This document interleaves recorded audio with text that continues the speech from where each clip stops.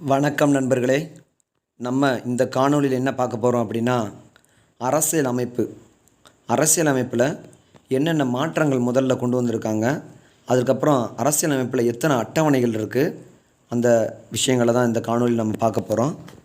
முதல்ல நம்ம இந்திய அரசியலமைப்பை பொறுத்த வரைக்கும் 1773 இந்திய அரசியலமைப்பின் அடிக்கல், அதாவது ஃபஸ்ட்டு தொடக்கமே என்னது, 1773 ஒழுங்குமுறை சட்டம். அதில் ஸ்டார்ட் பண்ணி 1947 ஜூலை 18 இந்திய விடுதலை சட்டம். இது வரைக்கும் என்னென்ன விஷயங்கள் பண்ணியிருப்பாங்க, அதுக்கப்புறம் கொண்டு வந்த மாற்றங்கள், அதுதான் இந்த அரசியலமைப்பு மாற்றங்களில் குறிப்பிடப்பட்டிருக்கு. தொடக்கத்தில் நம்ம இந்திய அரசியலமைப்பு சுதந்திரம் அடைகிறப்ப 1947 ஆகஸ்ட் 15 அப்போதைக்கு வந்து பார்த்தோம்னா 22 பகுதிகள், 395 பகுதி, 395 விதிகள், 8 அட்டவணைகள் இருந்திருக்கு. தற்போது 25 பகுதிகள், 465 விதிகள், 12 அட்டவணைகள் இருக்குது. ஒரு புக்கில் 448ன்னு போட்டிருப்பாங்க, ஒரு புக்கில் 465ன்னு போட்டிருப்பாங்க. ஓகேங்களா? இது ரெண்டையுமே நம்ம வந்து மைண்டில் வச்சுக்கிறணும். நம்ம இந்திய அரசியலமைப்பு சட்டம் 1949 நவம்பர் 26 ஏற்றுக்கொள்ளப்படுறதுக்கும் நடைமுறைப்படுத்துறதுக்கும் வித்தியாசம் இருக்குது. ஏற்றுக்கொள்ளப்படுறப்ப எலெக்ஷன், சிட்டிசன்ஷிப், பார்லிமெண்ட், அதாவது குடியுரிமை, பாராளுமன்றம், தேர்தல், இந்த 3 விஷயங்கள் தான் முதல்ல ஏற்றுக்கொள்ளப்படும். நடைமுறைப்படுத்துகிறப்ப தான் எல்லாமே டோட்டலாக வந்து மாறும்.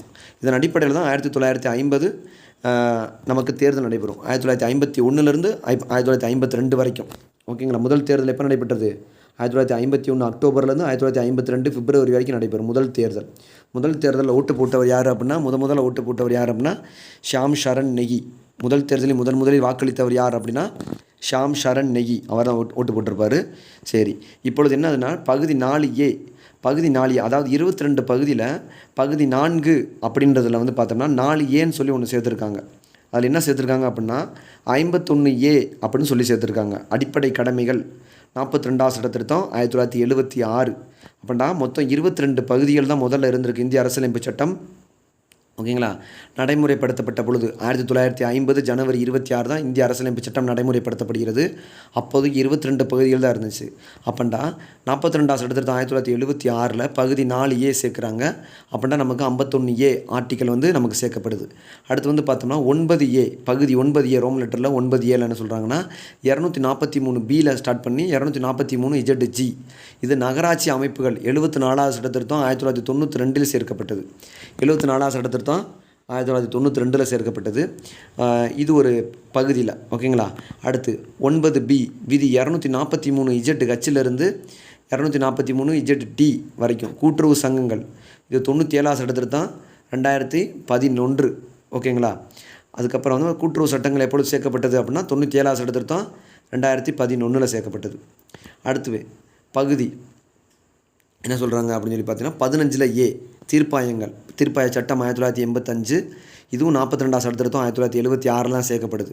நம்மளோட பெரும்பான்மையான விஷயங்கள் வந்து 42வது சட்டத்திருத்தம் 1976 சேர்க்கப்படும். அதனால தான் நம்ம 42வது சட்டத்திருத்தம் 1976 என்ன சொல்கிறோம், மினி கான்ஸ்டியூஷன், சிறிய அரசமைப்பு சட்டம் அப்படி சொல்கிறோம். ஓகேங்களா? அடுத்து பகுதி 7 வந்து 7வது சட்டத்திருத்தம் 1956 நீக்கப்பட்டது. அப்படின்னா பகுதி 7 எப்பொழுது நீக்கப்பட்டது? 7வது சட்டத்திருத்தம் 1956 நீக்கப்பட்டது. அப்படின்னா ஒன்று நீக்கப்பட்டுதா, 21 ஆயிருதா? அப்போ 4A, 9A, 9B, பகுதி 15A, இது 4 கூட்டம்னா நமக்கு என்ன வந்துடுது? மொத்தம் 25 பகுதிகள் வந்துடுது. ஓகேங்களா? அரசமைப்பு சட்டம் நடைமுறைக்கு வந்தபோது 8 அட்டவணைகள் இருந்தன. அப்போ அரசமைப்பு சட்டம் எப்பொழுது நடைமுறைக்கு வந்தது? 1950 ஜனவரி 26 நடைமுறைக்கு வந்தது. அப்பொழுது எத்தனை அட்டவணைகள் இருந்திருக்கு? 8 அட்டவணைகள் இருந்திருக்கு. இப்போ முதல் சட்டத்திருத்தம் என்ன பண்ணுறாங்க அப்படின்னா 1951. ஓகேங்களா? முதல் சட்டத்திருத்தம் என்ன பண்ணுறாங்க? 1951 9வது அட்டவணை சேர்க்கப்படுது. இப்போ 9வது அட்டவணை எப்பொழுது சேர்க்கப்பட்டது? முதல் சட்ட திருத்தத்தில் 9வது அட்டவணை சேர்க்கப்பட்டது. அப்போ மொத்தம் 1950 ஜனவரி 26 எத்தனை அட்டவணை இருந்துச்சு அப்படின்னா 8 அட்டவணை தான் இருந்துச்சு. ஓகேங்களா? அடுத்து 52வது சட்ட திருத்தம் 1985 10வது அட்டவணை சேர்க்கப்படுது. அப்படின்னா 10வது அட்டவணை எப்பொழுது சேர்க்கப்படுது அப்படின்னா 52வது சட்ட திருத்தம் 1985 சேர்க்கப்படுது. 73வது சட்ட திருத்தம், 74வது சட்ட திருத்தம், இது 11வது அட்டவணை மற்றும் 12வது அட்டவணையில் சேர்க்கப்படுது. அப்படின்னா 11வது அட்டவணை எப்பொழுது சேர்க்கப்படுது அப்படின்னு சொல்லி பார்த்தீங்கன்னா 11வது அட்டவணை 73வது சட்டத்திருத்தத்தில் 1992 சேர்க்கப்படுகிறது. 12வது அட்டவணை எத்தனாவது சட்டத்திருத்தம்னா 74வது சட்டத்திருத்தம், அதே 1992 தான். ஓகேங்களா? சரி, இந்திய அரசியலமைப்பு சட்டம் நடைமுறைக்கு வந்த பொழுது 14 மொழிகள் தான் நம்ம இந்திய அரசியலமைப்பு சட்டத்தில் அங்கீகரிக்கப்பட்ட மொழிகள் இருந்துச்சு. 21ஆம் சட்டத்திருத்தம் 1967 இந்த பின்னர் சேர்க்கப்பட்ட 8 மொழிகள் கொடுத்துருக்காங்களா அந்த 3வது காலத்தில். இதில் தான் என்ன சொல்கிறாங்க அப்படின்னு சொல்லி பார்த்தீங்கன்னா, முதல் 14 மொழிகள் இந்திய அரசியலமைப்பு சட்டம் நடைமுறைக்கு வந்தபோது 1950 ஜனவரி 26 14 மொழிகள் தான் இருந்துச்சு. பின்னர் சேர்க்கப்பட்ட அந்த 8 மொழிகள் என்ன அப்படின்னு சொல்லி பார்த்தீங்கன்னா, 21ஆம் சட்டத்திருத்தம் 1967 வந்து சிந்தி மொழி சேர்க்கப்பட்டது. கொங்கினி, மணிப்பூரி, நேபாளி இது வந்து பார்த்தோன்னா 71ஆம் சட்டத்திருத்தம் 1992 சேர்க்கப்படுகிறது. அடுத்து 92ஆம் சட்டத்திருத்தம் 2003 போடா, டோக்கிரி, மைதிலி, சாந்தலி போன்ற மொழிகள் சேர்க்கப்பட்டது. அப்படின்னா இந்திய அரசியலமைப்பு சட்டம் நடைமுறைக்கு வந்தபோது இருந்த மொழியின் எண்ணிக்கை 14. தற்போது உள்ள இந்திய அரசியலமைப்பு சட்டத்தில் அங்கீகரிக்கப்பட்ட மொழியின் எண்ணிக்கை எத்தனை இருக்குது? 22. ஆனால் சாகித்ய அகாடமி விருது எத்தனை மொழிகளுக்கு நம்ம கொடுக்குறாங்க அப்படின்னா இந்திய அரசியலமைப்பு சட்டத்தில் 24 மொழிகளுக்கு கொடுக்குறாங்க. ஓகேங்களா? எக்ஸ்ட்ரா இருக்கிற அந்த 22 மொழிகள் ப்ளஸ் அந்த 2 மொழி என்னென்னா ஆங்கிலமும் ராஜஸ்தானியும். ஓகேங்களா? சரி.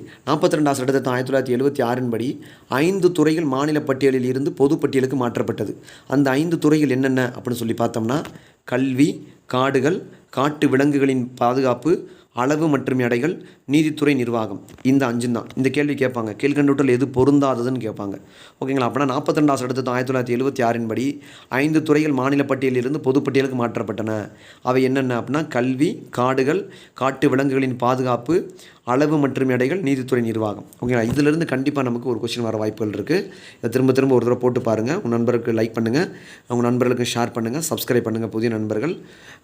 இது போன்ற தொடர்ச்சியான வீடியோக்கள் வேணும்னா லைக் பண்ணுங்கள். ஓகே நண்பர்களே, நன்றி. வெல்வோம் நண்பர்களே.